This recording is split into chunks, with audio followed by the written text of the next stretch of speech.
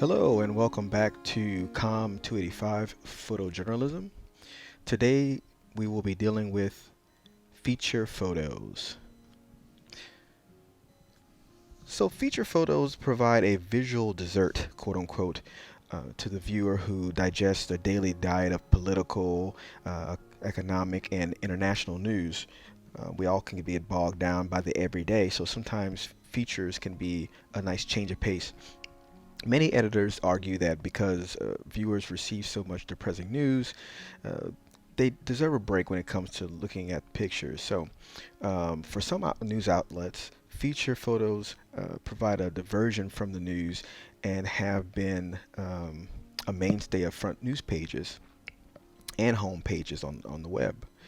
Surveys consistently show that viewers respond favorably to feature photos. Gordon Converse, who worked for the Christian Science Monitor for over 20 years, described feature photos as a search for moments in time that are worth preserving forever. That's a pretty strong statement. So that means, in a nutshell, that feature photos have to be special to a certain extent. They have to be something that you would want to keep for years and years to come. For Mark Herzberg, director of photography at the Journal Times in Racine, Wisconsin, the measure of a newspaper's success is how many of these moments are in clippings held onto readers' refrigerator doors with magnets, quote unquote. These days, such moments find themselves forwarded as emails, tweeted, posted on Facebook, or saved as screensavers on a computer monitor. So, we're more digital these days, but nonetheless, no matter if we're keeping them in print or digitally, they need to be something that's special. To help illustrate what feature photos are, let's begin with a question. In journalism, what is the difference between news and feature writing? Now, juxtaposed to photos, let's talk about writing first, and then we'll go into the photo part of it. So in news writing, they usually move through the five W's quickly. And for those that aren't familiar with the five W's, that is who, what, when, where, and why. News writing is to the point. They want to answer those questions as soon as possible because news consumers want to know those details right away.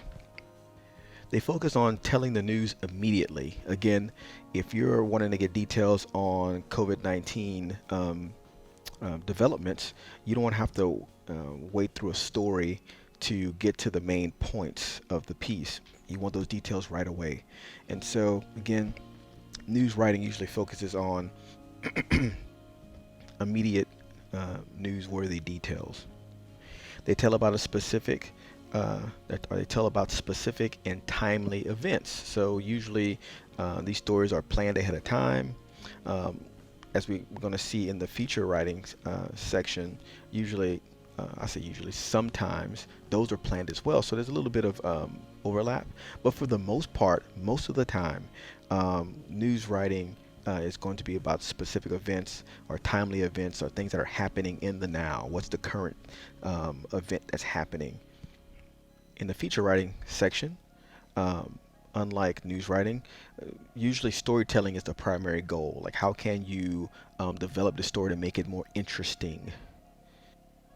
They focus on capturing the reader's interest. Now, again, that's one of those overlapping things. One could argue that, of course, you want to capture the reader's interest in news writing too. You want them to stay with the story.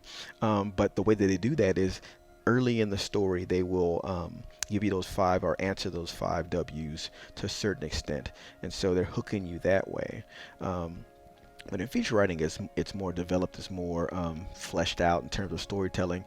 And so they're trying to find ways to build interest to keep the reader with the story. And they usually talk about topics, emotions, issues, slice of life moments instead of hard news. So, how do those same differences apply to photography? Let's take a look. So, news versus feature photos.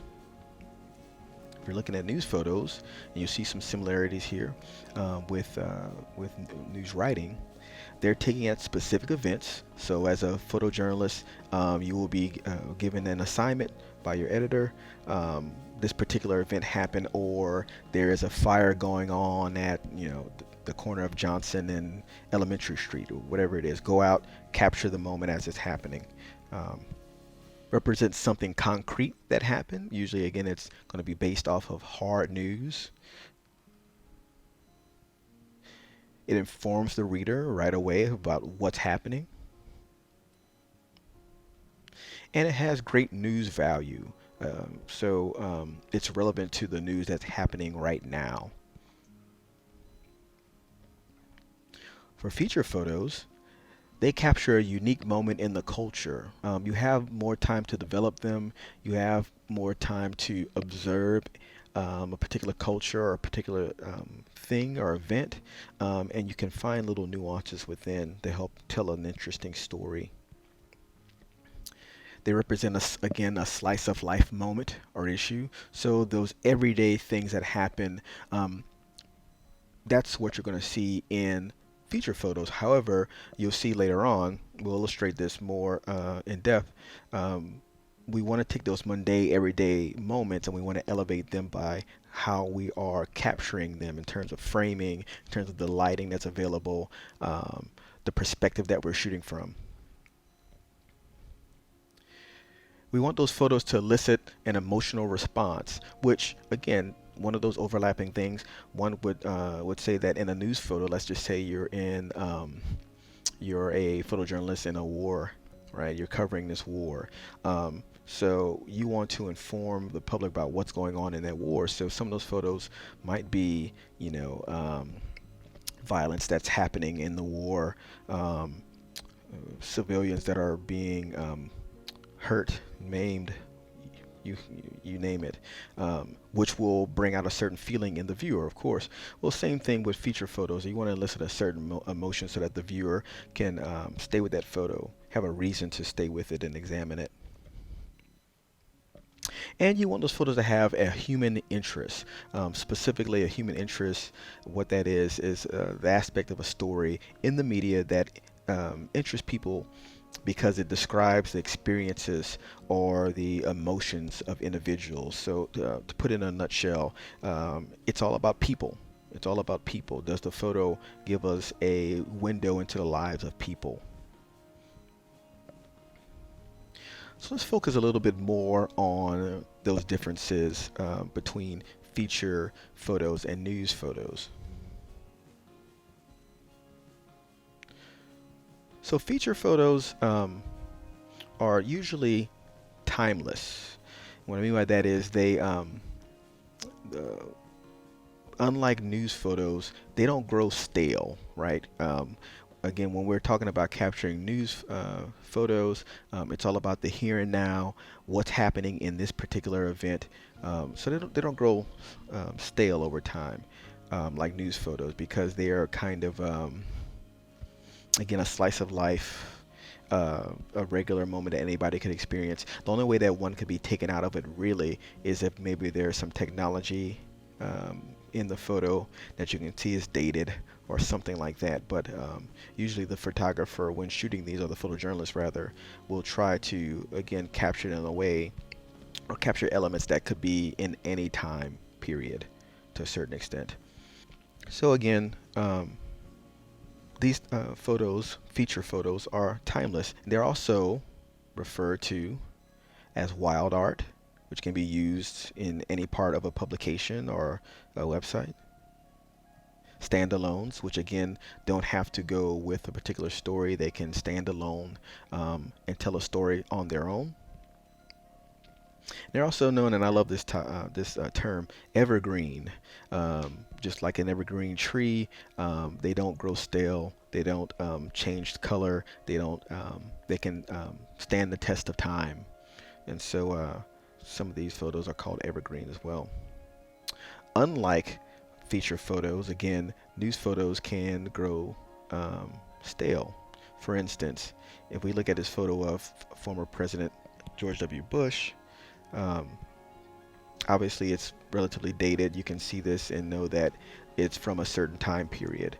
Unlike the photo on the left of the squirrel playing hopscotch, that could be almost from any time period. So again, these photos are feature photos, are evergreen. They can stand the test of time.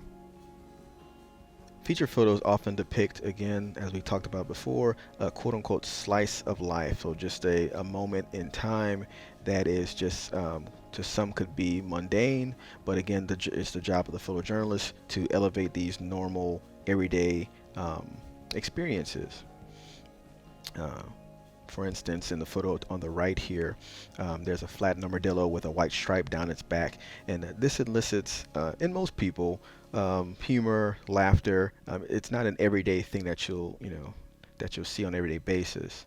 So, feature photos from time to time break the daily dose of that bleak news that you get, and it elevates the spirit and gives the viewer something else to look at.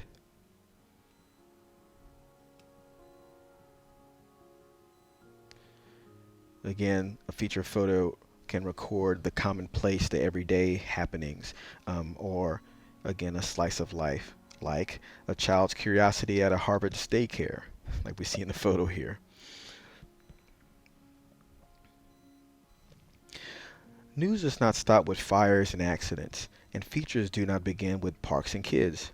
The division between those two pictures is not that clear cut. The sensitive photographer, for instance, uh, could uncover these could uncover features even at a major catastrophe. This is often called featuring the news, quote unquote.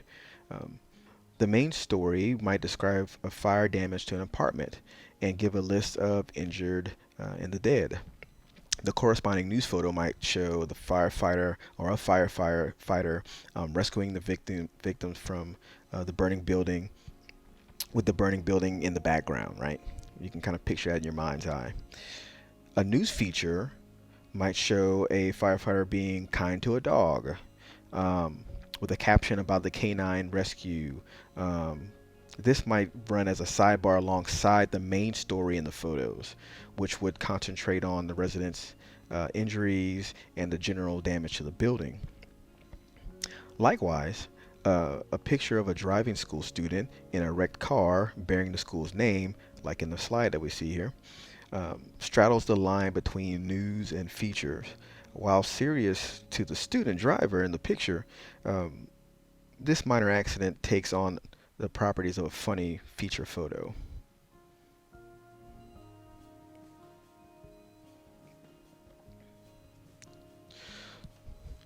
So let's drill in a little more and look at more specific elements that make for a good feature photo. We'll start with a quote.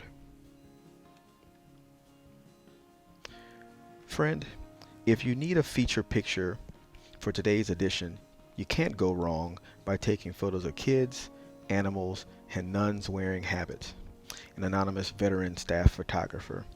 These were not bad words of advice because a large percentage of published feature pictures include kids, animals, and sometimes even nuns, and a host of many other interesting things and scenarios. Let's look at some more specific examples.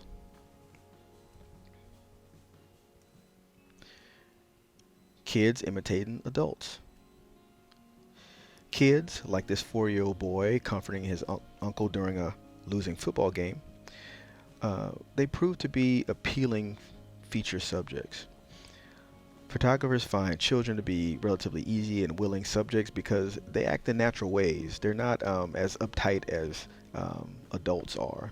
They play spontaneously, and of course, they look cute. Kids are good subjects for features because they are uninhibited. They tend to be themselves. They don't have anything to prove or any looks to uphold. They're just kids.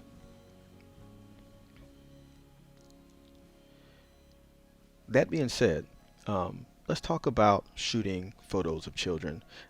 Some people find this to be kind of an iffy subject, so let's talk about some specifics here. There are two important takes on photographing children that I think that all photojournalists should think about, and they're coming from two different viewpoints here, two different photojournalists. Ulrich Welsh, a specialist in photographing children when she worked for the Boston Globe, always asks permission of parents before photographing youngsters. Quote, that way the parent does not become suspicious and does not interrupt the shooting. If a parent is not around, Welsh would ask the child to lead the way to the adult, giving Welsh the opportunity to secure the permission. Although asking permission sometimes takes the kid out of that natural um, state that they're in and kind of interrupts their activity, Welsh notes once the parent gives the go ahead, a child almost always quickly resumes playing and is comfortable after that. And so sometimes you just have to approach the adult um, and get permission first and just ask. Now, given today's unhappy reality of child molestation and kidnapping and all these other things that come um, in that area, this advice has never been more relevant. If parents are not around, Josh Meltzer, another photojournalist, would have his Roanoke Times card with him. That's a publication he worked for. Um,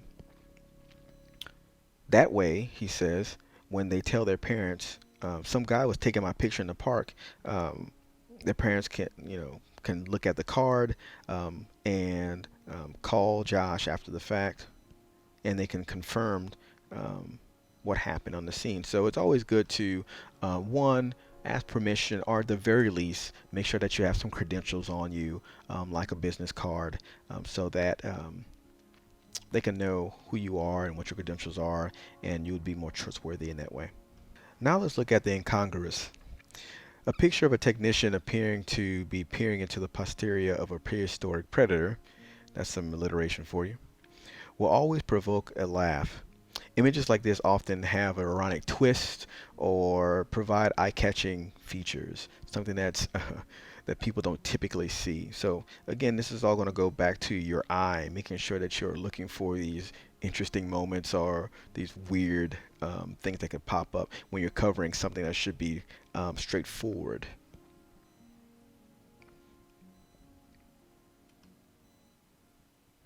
Animals acting like people. People commonly attribute human traits to animals. People respond to pictures in which pigs seem to smile, or chimps look bored, and camels kiss cute little girls, or whatever it is. Um, Pet lovers often believe that animals exhibit human emotion and treat their animals as if they were little human beings. Um, these type of things supply the material for good features. In the photo, this goose seems to be giving the goat an earful, right? The goose actually had adopted the female goat and has not left her side since making that acquaintance, that relationship. So um, it's funny how, again, we can find even animals creating these interesting feature moments. Candids. The arrow on the pavement seems to point at the woman carrying this gold painted mannequin, right?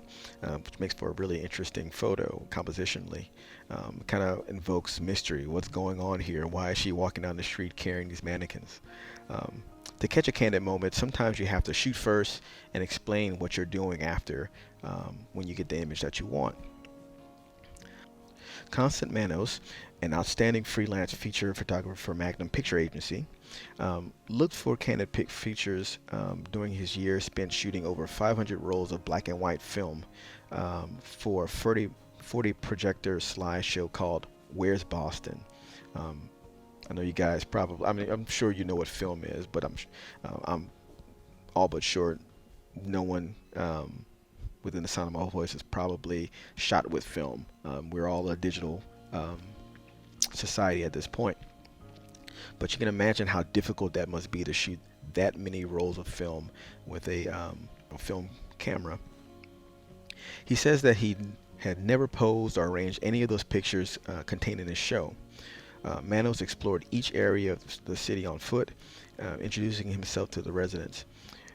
If you sneak up on people, he explains, they have a right to rescind you, right? No one wants to be snuck up on and have their photo taken, at least not in front of their face. Instead, if you say hello, introduce yourself and talk a bit about what you're trying to do, people will continue to work with you.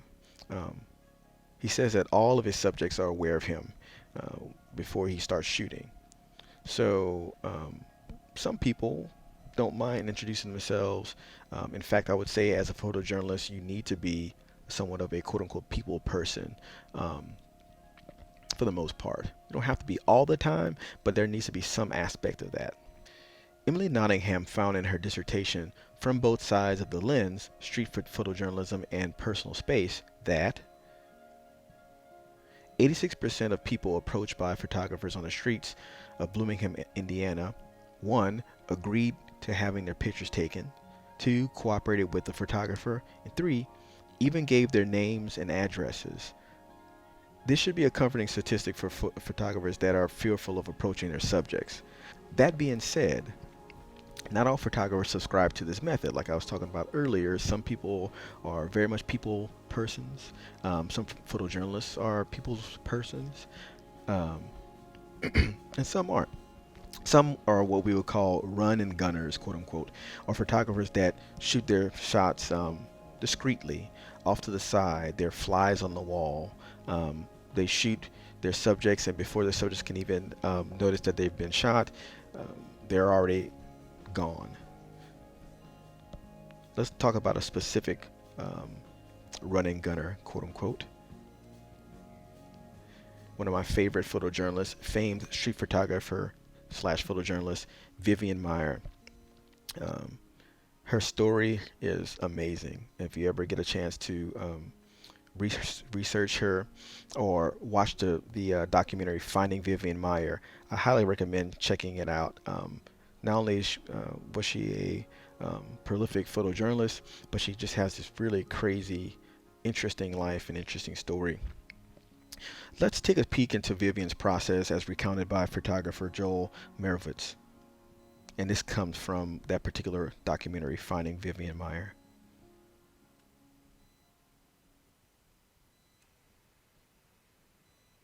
You see, the Rolleiflex is a great disguise camera. Because it wasn't up here where she had to alert somebody on the street that she was photographing. She could be sort of secretive down here. The camera was shooting from below. And it gave her pictures a kind of towering magnitude. There's a picture of a guy, he's just an ordinary street guy, but he has a power and dignity. And he's standing there and he's looking at her. If you look at his eye line, he's looking right into her face. And she probably looked down and focused and then looked right up at him. And he looked at her and she fired the shutter. Street photographers tend to be gregarious in the sense that they can go out on the street and they're comfortable being among people. But they're also a funny mixture of solitaries at the same time as being gregarious. You observe and you embrace and you take in, but you stay back and you try to stay invisible.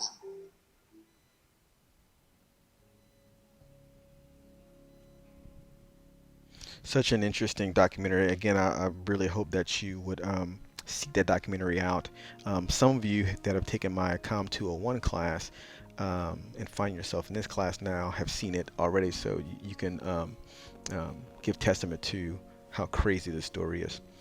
But getting back to the matter at hand here, let's look at another type of good feature subject, which is interesting contrast. So contrast and lifestyle make for interesting features. Here, as seen in this photo, we have a neatly attired Mormon missionary, or missionaries rather, waiting for a bus in San Francisco. And those two, they're the odd people out in San Francisco, weirdly enough, and they draw the attention of two locals wearing nipple rings and little else. The photographer has this particular photographer that took this photo was looking to do a story about missionary life when all of a sudden these two worlds collided and we have this contrasting, interesting moment captured in photo. So again, look for those interesting contrasts. Sometimes you have to hunt for them. Sometimes they'll be in plain view, but it takes your eye or training your eye to look for these things so that you're there for the moment when it happens. We talked a lot about what elements make for a good feature, but let's talk a little bit more about framing. Specifically, how do we find an interesting angle or an interesting perspective? Sometimes the key to a successful feature comes from shooting a photo from an angle or perspective viewers do not typically see.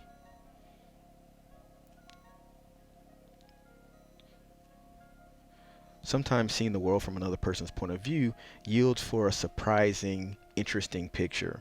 Um, like we see in this first person perspective of a woman's pregnant belly.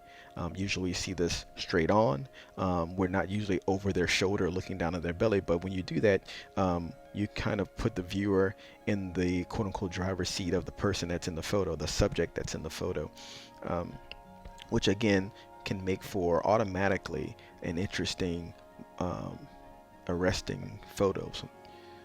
Again, it's all about perspective. How do we give the viewer something that they don't typically see? On a hot day when someone is, drinking a cold drink, usually we see them again from a distance. We're rarely right on them. And so when you give this interesting perspective, not only does it give us an interesting angle and interesting perspective, which increases interest in the photo, um, but it also elevates the photo into almost an art piece of sorts, which photography, um, one could argue all photography is an art form, of course. um, but when you tighten up like this in the shot, you create this tight shot of this person drinking a drink, again doing something that's mundane that you see people do all the time. It elevates the photo. It tells a story, but it also elevates it to a higher form to a certain extent. We have this shot of this marching band drummer hitting his drums. Again, if you've gone to any football game or any sporting event, you've seen this time and time again, but shooting it in the way that this particular photographer shot it, down low, shooting upward, as we talked about when we were talking about composition. When you shoot low and upward, it makes the subject within the piece more grandiose, bigger, larger than life. And so this exciting scene of the drummer hitting his drums with the smoke or powder flying off of it is again elevated, made larger than life, um, because of the angle that we shot it at. So again, it's important to think about perspective, think about giving the viewer uh, an angle of the shot, a perspective of the shot that they wouldn't typically see. And one more example here of these students playing um, a game of toss. Again, the photographer could have stepped back, taken a wide shot at eye level, and just shot the straightforward shot. But this particular photographer, again, um, got down low, shot upward, made the scene a little bit more larger than life. But not only that, they utilized leading lines, which pulls us into um, the uh, the student that's involved with tossing at the moment. Again, we have to combine the message that we're trying to convey with composition, shooting it in a certain way, um, and giving us again an interesting perspective that helps the photographer pull the viewer into the shot.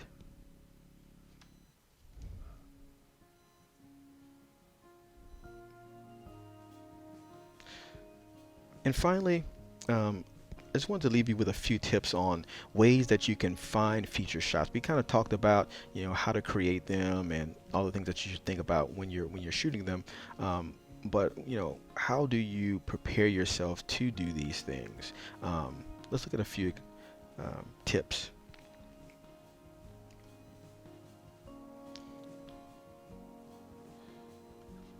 So one thing you might want to do is head for a good cruising location, such as the old part of town or a special neighborhood like Chinatown or Little Italy, where people are out and about. So in a nutshell, Look for, the social area of your town, the collective place where um, movers and shakers go, right?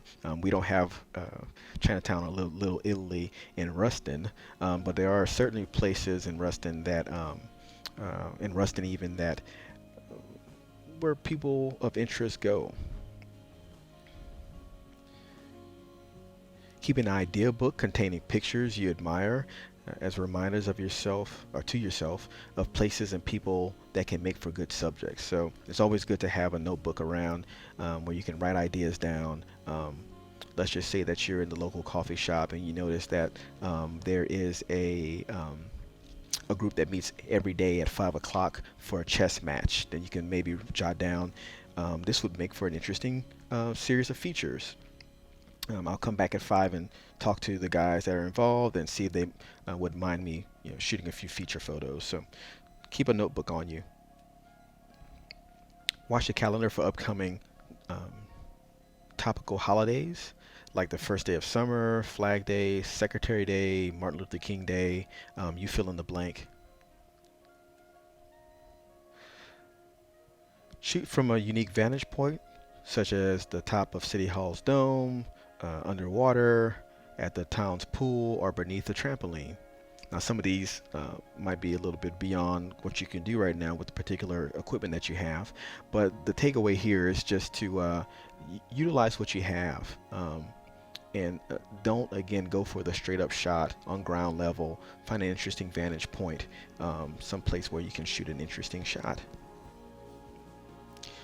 Collect news releases about upcoming events and activities that individuals or organizations are trying to promote.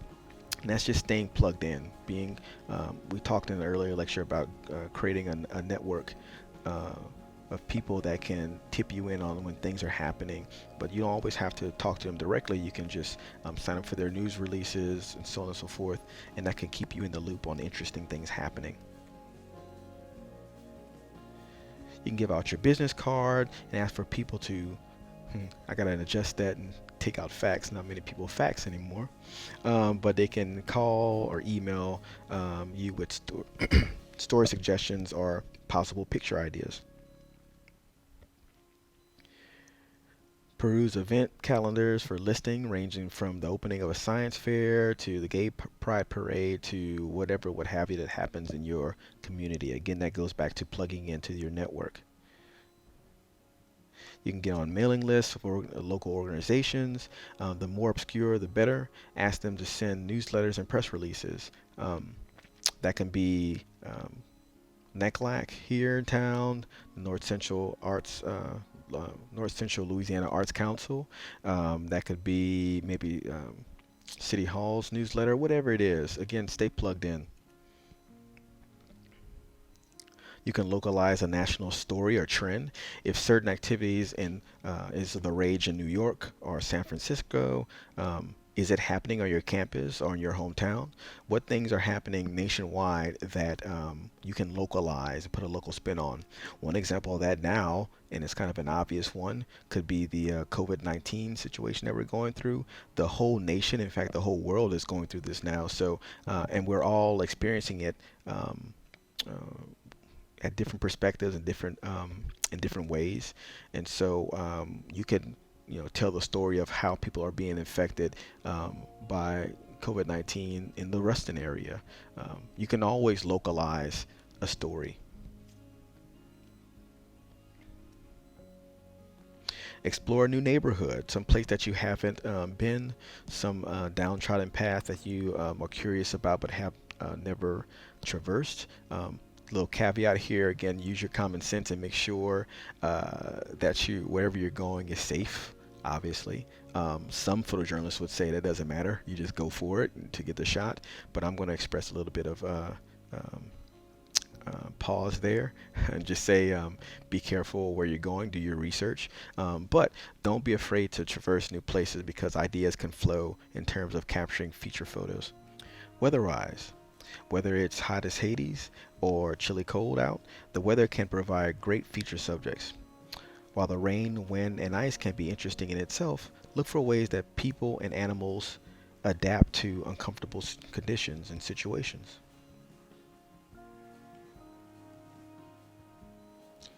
Select a word like love to capture in a picture. Then look for examples that reflect the word. Uh, a couple holding hands might come to mind, but see what other examples of this emotion you can find. Explore. Other words that to try could be contrast, youth, age, friendship. So it's almost kind of like creating a brainstorming list and then finding ways that you can visualize those terms. Examine extremes, the best and the worst, the largest and the small, the highest and the lowest. All these different juxtapositions and contrasts. Readers gravitate to these stories to learn about what makes others exceptional.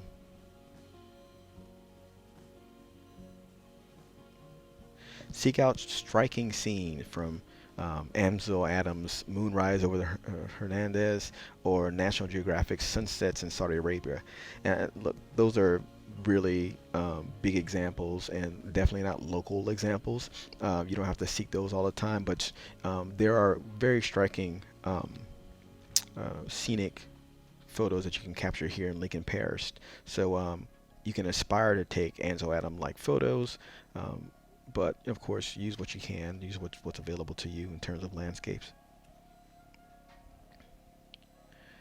Discover dangerous professions like wire walkers, test pilots, or lion tamers. You should also check out unusual, if not dangerous, professions. Tea tasters, flagpole painters come to mind. Weird stuff like that. Again, a lot of those professions you may not find locally, but certainly there are interesting people with interesting professions here in town. So although you might not be able to find those, you can find others. Study the students at vocational schools. What's in their curriculum at the Mortuary Academy, the hairdressing school, the clown college, anything that's listed under the yellow pages or you can find online. Again, looking for interesting stories within these vocations and learning environments that maybe you haven't discovered before and other people may have not discovered before. Simplify the world by looking for graphic photos like silhouettes, patterns, and shadows. You should see the work of Asterix Ricken, for examples. Her work is mostly in high contrast and shadows, and they're just stunning, stunning photos. So I highly recommend looking up her photos. In fact, if you Google Asterix Ricken and Washington Post, you'll find some really interesting shots there. And take the time to stop and see if a situation that lends, or if a situation lends towards a feature. Plainly put, just observe your surroundings. Try to stay patient. Find a spot, maybe even downtown. Sit for, say, 30 minutes to an hour, and just look around to see if there's any interesting things happening in that area, or stories that might just pop out of the blue. You just really never know until you sit down and you slow down and you open your eye to all these things.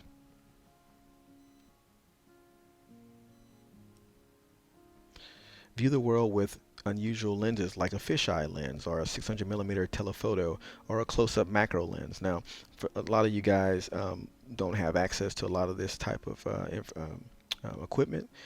If you do, great.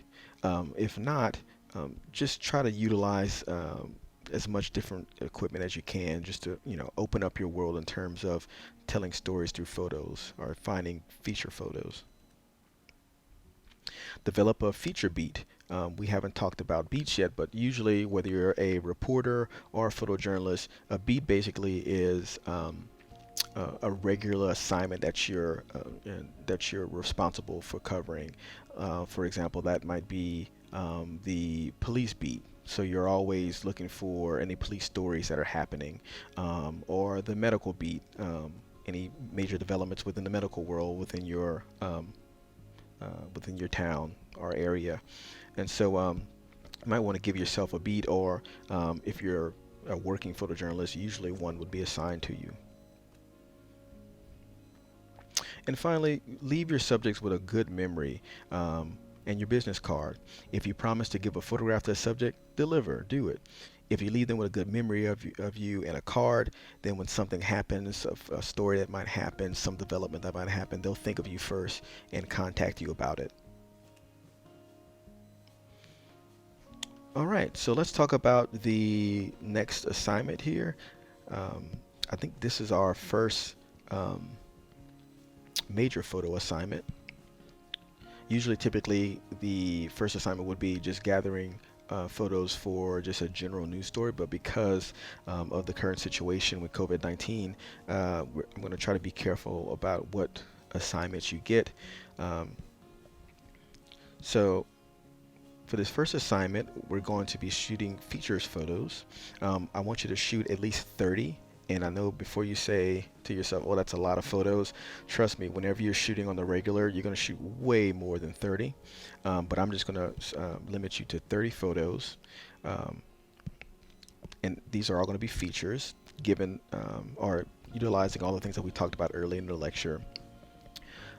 Keep in mind lighting conditions, composition, and then overall aesthetic. You also want to ask yourself, do any of my photos possess the qualities of a good feature photo? All those things that we discussed earlier in the lecture for what makes a good feature photo. So you're going to submit all 30 photos to your Google Drive folder, but you're going to choose 5 as your strongest and file them in your Google Drive folder as well. And I'll give you details on specifically how to file. Remember, every time you get an assignment, there will be details about how you need to log your photos in terms of creating folders and separating your photos and organizing. You're also, for the 5 photos that you choose, you're going to include a cut line or a caption for each photo detailing what's going on in the photo. And I'll give you a link in the assignment. It'll be some literature on how to write cut lines. And we haven't really discussed that yet, but I'll give you some tips on that. And as always, deadlines and details will be posted in the instructions. If you have any questions about the assignment, please let me know via email and early, if it's possible, just so that we can deal with it before it gets too late into the assignment. And as always, be well, be safe, continue to wash your hands and make good decisions. And I will see you in the next lecture.